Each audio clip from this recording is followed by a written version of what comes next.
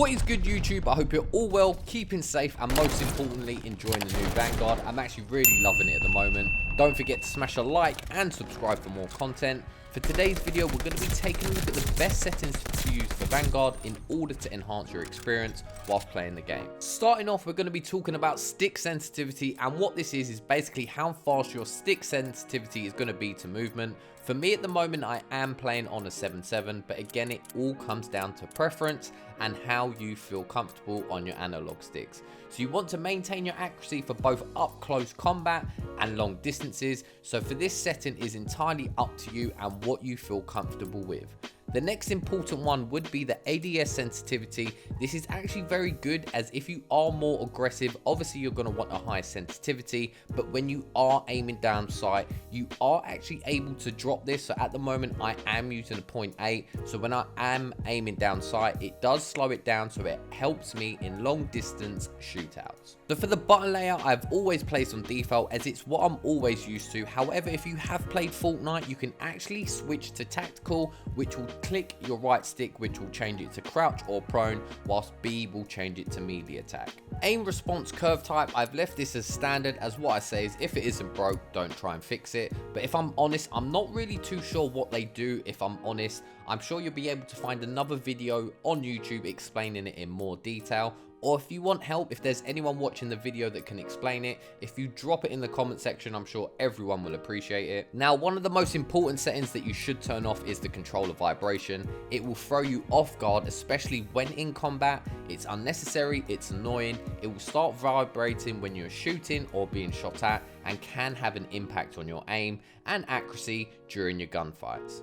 For the next option, make sure this is turned off. The reason you want this turned off is when you hold your trigger button to fire a weapon, all guns have a different threshold, meaning depending on your trigger pull, it might go off at different times. So what you want to do is turn this off, as your bullets will come out much faster and it won't be impacted too much. For your left and right trigger dead zone, I believe the default is 13. I've dropped mine to 8, but the most important one you want to look at is your left and right stick dead zone input. So the best way to test this would be to go into a custom match and keep changing it until you get no stick drift, meaning you want to get your controller so it doesn't move by itself with the analog sticks. I think it's more common with PlayStation controllers, I might be wrong, but mine is currently sat at 4.4. And for the last bit, for the left stick and right stick dead zone input, I have left these both at 99.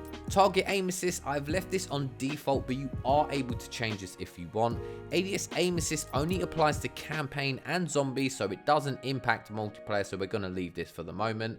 For most of the other settings, they are left on default. Sprint cancel reload is on. Now this is good because if you do get in a sticky situation, you could be in a gunfight, you've got a few kills, you're reloading but someone's just come out the way, you could be in the open. This will allow you to run away and get some cover and cancel your reload. The next thing you're going to want to change is your slide behavior. Now this is going to allow you to have much quicker movement. When I say much quicker, it's going to allow you to be more aggressive, as you're only going to need to tap the slide button instead of holding it. So it's going to help your gameplay, but also as well you're going to be able to slide cancel. Now moving on to graphics and field of view. So what is field of view? So it's how much you're going to see on your screen. Now for Call of Duty over the years and on console, it's always been set to 80 by default. We're still awaiting for field of view on Warzone. Why it's taking so long, I'm not too sure, but hopefully we have an update really soon with the new map coming out. So if you've never used it before, what I would suggest is to bump this up, let's say to 90. For myself, I'm currently using 100, as when I go on Warzone, depending on when it comes out, I don't want to be impacted too much, but 100 seems to work perfect for me.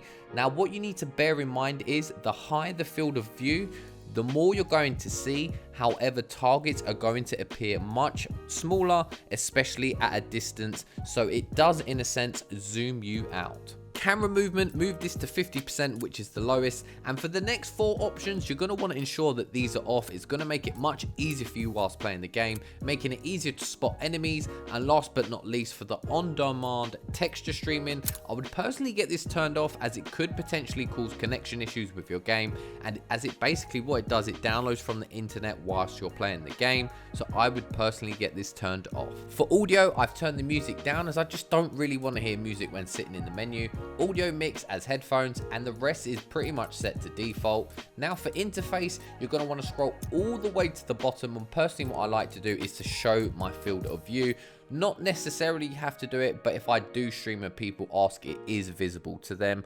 Also, what I like to do and would suggest to you to do would be to show your server latency and packet loss. So this will be able to tell you in game whether you're having any issues with your connection, giving you an idea of how your connection is to the game. This will also show at the top left of your screen, as you can see whilst I'm making this video.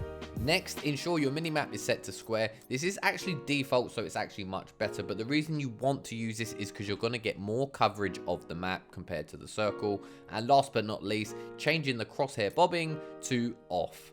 And that's all for today's video, people. Don't forget to smash a like and subscribe to the channel. Let me know your thoughts on Vanguard. Is there anything you would change? I hope you're all well and keeping safe. Take care, stay safe, and until next time, peace.